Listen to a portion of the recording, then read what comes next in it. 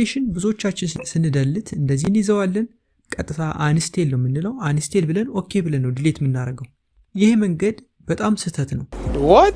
ይሄ መንገድ ስህተት የሚሆንበት ምክንያት ምንድን ነው? አፕሊኬሽኑን ብንደልተውም አፕሊኬሽኑ ግን ከጀርባ ያለውን ፋይል ስልካችን ላይ ትቶብን ይሄዳል።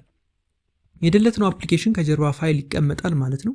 ይህ የሚቀመጠው ፋይል አላስፈላጊ የሆነ ፋይል፣ ስልካችን ስቶሬጅ የሚያጣብብ፣ ስልካችን ስታክ እንዲሆን የሚያደርግ ፋይል ይሆናል ማለት ነው።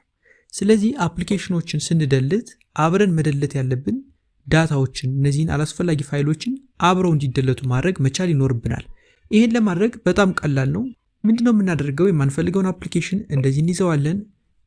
የአይ ምልክትን አንዴ እነካታለን።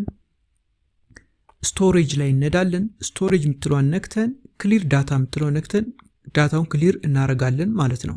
እንደምትመለከቱት እዚህ ላይ ቀላል ዳታ ቢሆንም ዳታ አለው ማለት ነው። ይሄኛው ዳታ አፕሊኬሽኑን ቅድም ባልኳችሁ መንገድ በተለመደው መንገድ አፕሊኬሽን ምስደልቱ ከሆነ ይሄ ዳታ ይሄ ፋይል ስልካችሁ ላይ በማታውቁት ቦታ ላይ ይቀመጣል ማለት ነው። ስለዚህ ይሄን ዳታ ክሊር እናደርገዋለን። መጀመሪያ ክሊር ካደረግነው በኋላ እንዲመለስ ብለን አንስቴል የምትለዋን ነክተን ኦኬ ብለን አንስቴል ማድረግ ነው።